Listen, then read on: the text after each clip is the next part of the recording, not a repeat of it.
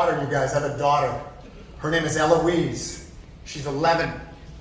I have a son. His name's Axel. He's 9. And our youngest is Lila. She's 7. We're a little worried about her. Not sure what she's going to turn into. A little crazy. When my wife was pregnant with Eloise, who's now 11, so 12 years ago, when my wife was like out to here with Eloise, 12 years ago, we lived in Beverly Hills at that time. And every time we would go into a coffee shop or a restaurant or go shopping, everywhere we went, when her belly was out to here, every young couple that has kids or is going to have kids came running up to us, like, and they're pointing at my wife's belly, like, you're going to have a baby. We're like, yeah, no shit. Where is this baby going to go to preschool? That's what they all said. Where's the baby going to go to preschool? We're like, well, I don't know. She's not born yet. They go, no. You have to have a preschool. Or this baby's going to turn out to be a loser. And you have to have the right preschool, therefore you can get in the right high school, you can get in the right college. So me and my wife, we get panicked, right? And we start getting on this train. I don't know if it's like this where you come from, but in Beverly Hills and in Santa Monica, people are freaking out about preschool. So me and my wife, we get on this train, right? And we start searching around for these preschools. And for the first 9 preschools that we got interviewed by, the first 9 rejected us. And each one we went to was more expensive than the last. I was like, this is more expensive than my college. And it's harder to get into than me going to college.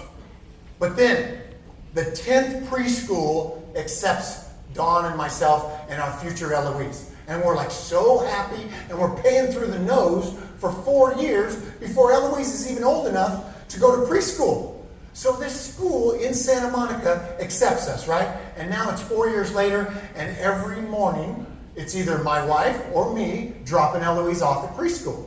And this school drives me crazy, right? Because every time I pull up, there's a town car or a nanny dropping off a kid at the preschool. And so it drives me crazy. And then every weekend, as you guys know who have kids, every weekend, why is it that in this class, every weekend it's somebody's birthday in this class? What is that shit? So I'm going to a birthday party every single weekend 4 years later, and these birthdays drive me crazy. And they're all exactly the same. We pull up in our car out in front of some fancy street, right? We get Axel, who's now 2, out of his car seat. We get Eloise, who's 4, out of her car seat. And we walk into the fancy, beautiful home. And we say hi to the fancy family. And I always walk straight back to the grass, the backyard. And when you walk into these backyards, it opens up. Like, damn. Right? And these backyards had those swing sets, right, that you and me didn't have. They didn't have that rusty-ass chain and all that. This shit was built like wood and polished and beautiful, big old sandbox over here. You walk back there, I'm like, damn, Madonna's over there. You know, Paula Abdul's giving dance lessons over there. And I feel uncomfortable at every one of these, right? So I just go and I find my spot, like right about here in the grass. Every other dad whose kid goes to school with Eloise, they all do this. Every birthday party, they do this. They get in a huddle like this, and they're all entertainment agents and entertainment lawyers. And they all get in a huddle like this all together, and they're all bragging about how they got their client on the red carpet, or how they got him on the cover of Us magazine. And they just huddle like this the whole time. So I don't want to hang out with these dudes, right? So I find my little spot in the grass. And I stand there, uncomfortable. Well,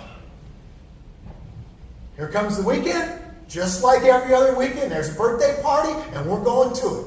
So we load up Eloise, we load up Axel, we drive to the fancy neighborhood, we park on the fancy street, we go inside, we say hi to the fancy family, and then I make my way back to my spot on the grass. And I look over, and there's all the other dads right over there.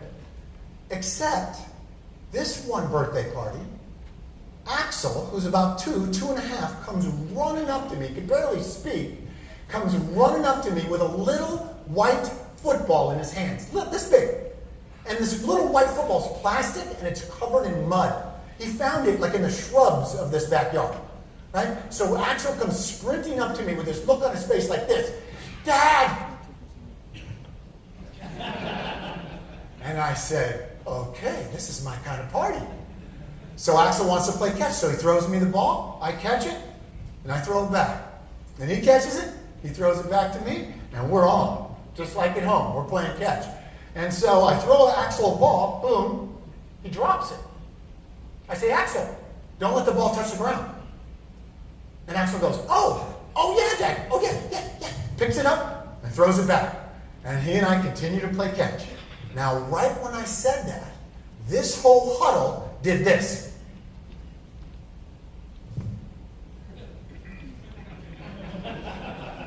And they elected one of these guys to come have a little chat with me.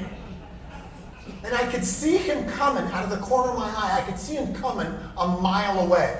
And I just continued to play catch with Axel like I don't see him. And I know what he's about to say because we're in Santa Monica. Me and Axel playing catch, and this guy walks up in my ear and he does this. Excuse me, sir,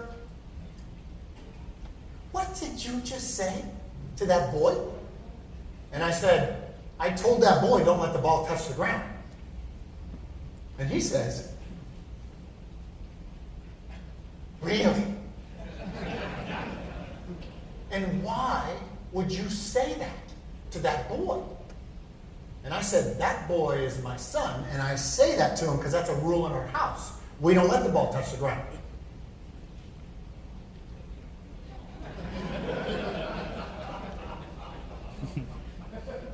Really? And why would that be a rule in your house? And I said, that's a rule in my house because that was a rule in my house growing up, right? My dad got us a football every Christmas, me and my brother, right? And my brother had to throw that ball to me 1,000 times a day, and I had to catch it 1,000 times a day. And me and my brother figured out that if that ball never touches the ground for a whole year, it'll last till the next Christmas. That's why it's a rule in my house. And he says, really? And how did that work out for you? I was so happy he asked that question. I said, well, it worked out pretty good. Me and my brother both played in the NFL. And he says, really? And as he turns to walk away and report back to the huddle, he just could not let it go. He turns back and he goes, sir, just so you know, I would never say that to my boy. And I said, yeah, I wouldn't say that to your boy either. He's over there in the sandbox getting buried by the girls.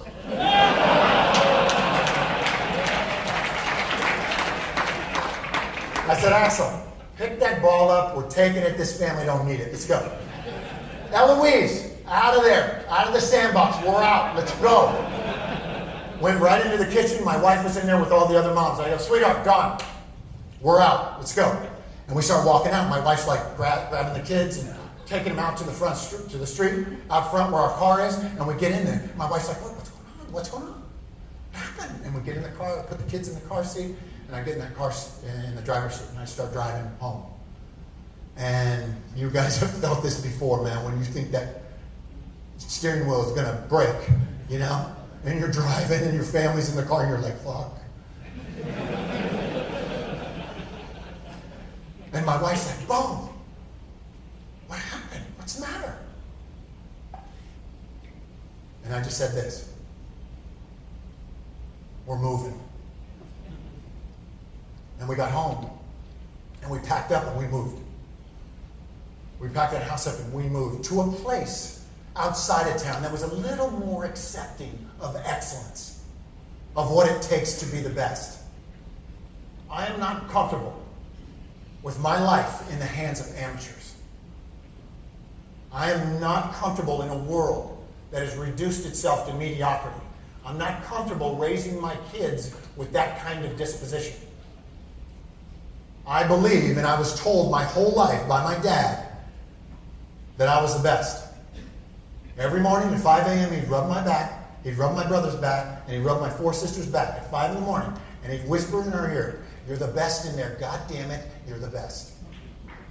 Right?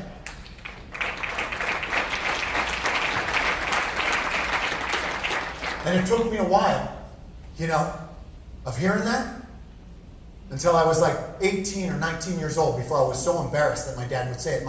Our first date that me and my brother went on, we went on a date with the Tomasini sisters, right? And their dad was the principal, Cindy and Tina Tomasini. My first date, right? I couldn't even drive. My brother was driving.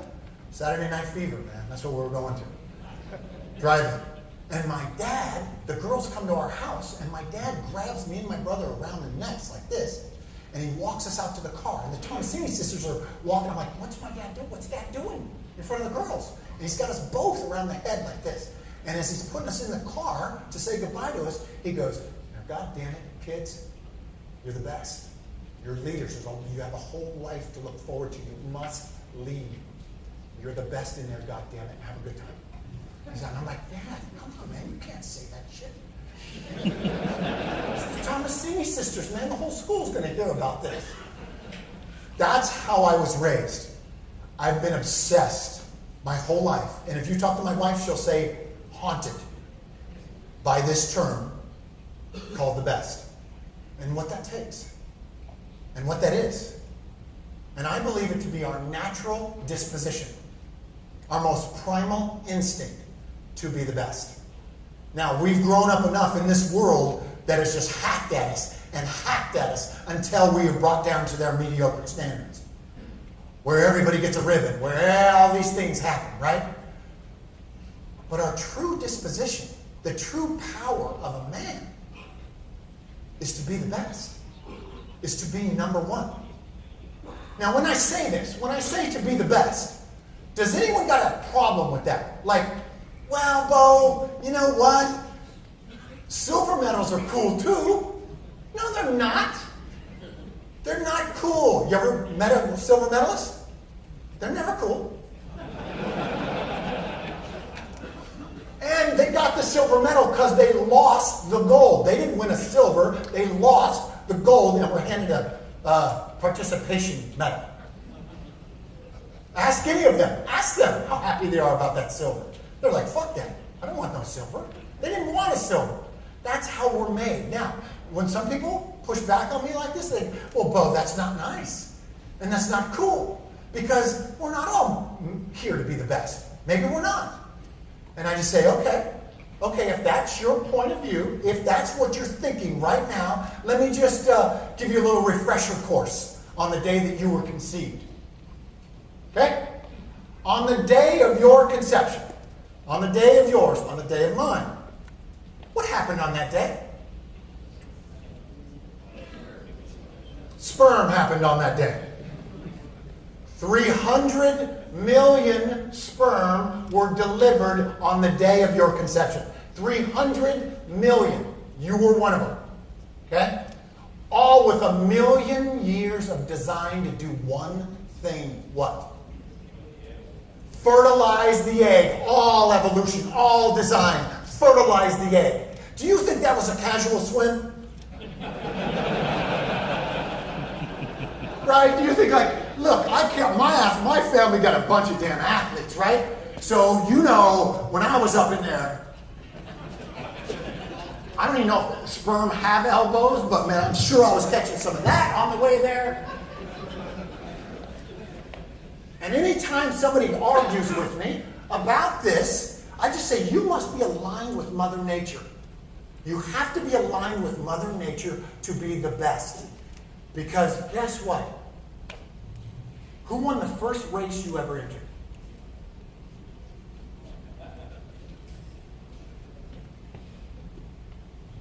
Yep. You. If I told you right now, I go, hey man, you can win a gold medal in the Olympics in snowboarding or whatever sport. 100 meters, you'd be the fastest man in the world. The odds of you doing that are 300 million to 1. What would you tell me?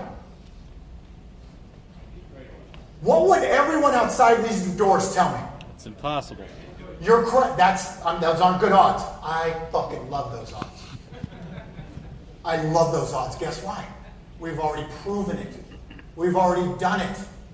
You've done it. I've done it. And we live in a world that says, no, you can't be the best. That's only for these kind of people. It's not for you. And that's bragging. You shouldn't say the best. Like my daughter Eloise, when she's in 4th grade, she comes running to the house after school, right? And she goes, Dad, you know how you're always telling us we got to be the best? I go, yeah. She goes, do you know all the 4th grade girls are saying that that's conceited? I go, really?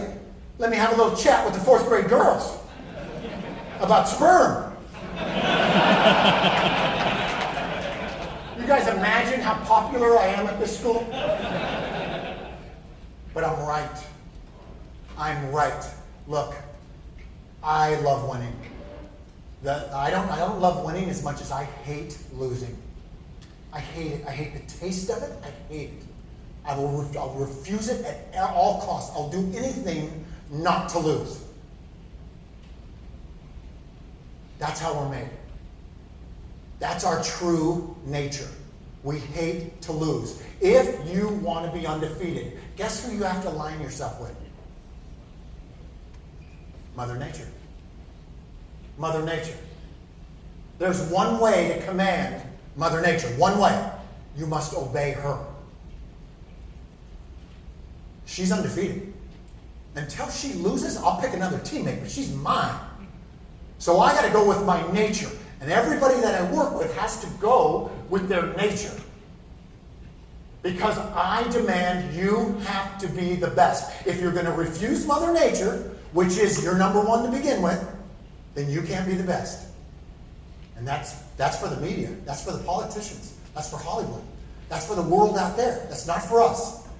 The people who are going to lead this world going forward are the predators. Do you know we're predators? We're predators. The most lethal predators on the planet. I'll talk a little bit about that a little bit later when I start training you on your story. Your story is the key to the kingdom to access this primal instinct. To access your true power, your true masculinity, and quit apologizing for it. Look, first day of school, what happened in kindergarten? All of you guys went to kindergarten. What happened? You went to kindergarten, and what's the first thing that happened on that playground? The teacher said this, hey everybody, line up. Line up, boys. And what did you do? What'd you do? Oh, fucking A. Bam, bam, trying to be first. Your best friend slug you in the back of the head to be first. Isn't that true?